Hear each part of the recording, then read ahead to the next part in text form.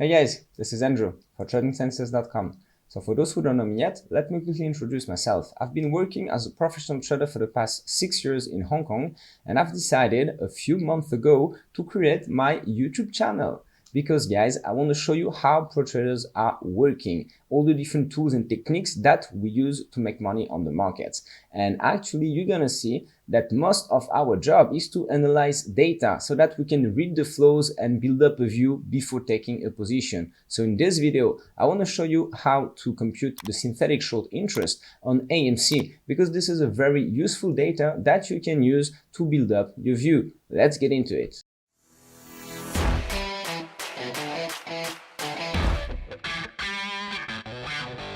Alright guys, I've done a video about the synthetic short already, but in this one I want to make things perfect. I don't want to make any approximation. I want to show you the exact synthetic short interest as a percentage of the market cap and in billion USD notional. So first thing, I want to explain to you how to compute a synthetic short. So I just wrote the formula here.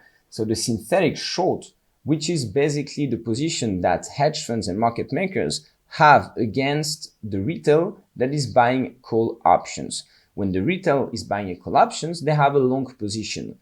This long position is actually against a hedge fund or market maker that has the short position. And we know what are the total number of call options in the market. And we know that they are all detained by retail investors, because this is how it works. From that, deduce the synthetic short that is left to those professionals. The formula is here. So it's equal to the delta. So the delta is the exposure of each call option. If the call is out of the money, the delta is close to zero. I mean, if it's very out of the money, and if it's very deep in the money, so if we are much above the strike price, then the delta is close to 1.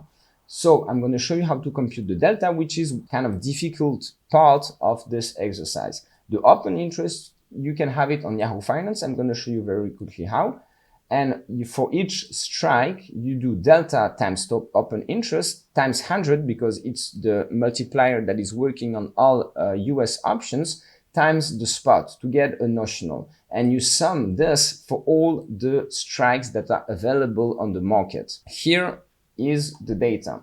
So you go on Yahoo Finance, you type AMC, GameStop, Tesla, whatever. Here you're gonna have all the different maturities. The most liquid ones are the short maturities. You know, this is how it works, up to 6 months roughly. And the 1 month and 3 months are the most liquid ones. So I'm gonna keep updating you guys with all this data, because you need to update this on a regular basis to have the good data all the time. And you just take the data that is here, so you can copy paste if you want to do it yourself. You have the strike here, the volatility that is here, and the open interest, which is the very interesting part that is in this column. Then what I did, guys, is that I took all this data and look, I did it maturity by maturity. I did all of them. I did 30th of April, 7th of May, 14th of May, and I went to July. So I did all of them, and then I use my formula and I sum it up. So let's go to the formula once again together. The only missing part that you have here is the delta, and the delta is this formula. So you can find it on the internet everywhere. Delta is equal to N of D1. N is the normal distribution, and D1 is this formula that you can come up with if you know the strike, the spot price, the volatility that is very important that I have here, and the maturity. The maturity is in years. So for example, for 1 year is 1, for half a year it's 0.5. It's not in days if you guys want to do it at home. Then you just sum it up for every strike, and then you do the sum of the total short interest. And you can see that I did the chart here. So this chart is just showing me the distribution of the total short exposure. And you can see that you have a concentration around the money, around the 10 level strike, and you have some call options at the 40 strike, which is showing that we have some upside gamma on the stock. So now I just sum everything here. So I come up with 250 million USD, and I divide this by the market cap, which is just the total number of shares outstanding times the spot price. And you can see that for AMC, The total synthetic short, and this is the exact data, is 5.7% exactly. Now, if AMC goes to 20, how this is moving? Let's see, guys. Let's check it out. It's going to 12. So this is what we call a gamma. It's the move of the synthetic short or the move of the delta associated to a move of the underlying, a move of spot. And we have some gamma around the 10 level strike. As you can see here, the gamma is represented by the positions that you have at every strike.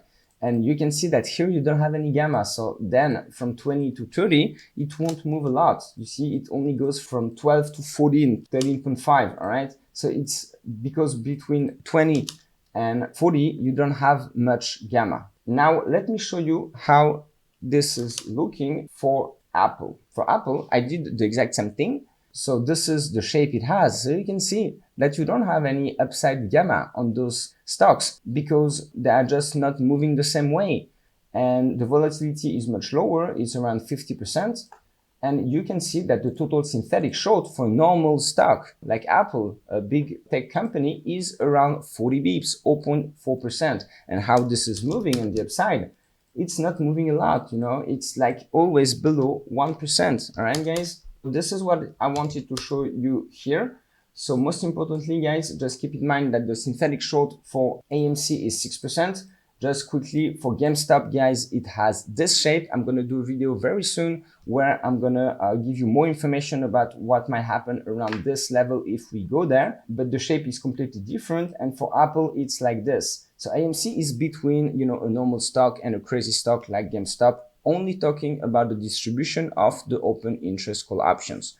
So that's it for me. I hope you guys enjoyed this video, and I hope I managed to explain to you how to compute this data that is very interesting to use to take your positions. And if you liked it, please don't forget to click on the sub, like, and bell button so you're going to be the first to know when I upload anything new. And stay close to shore. I see you guys.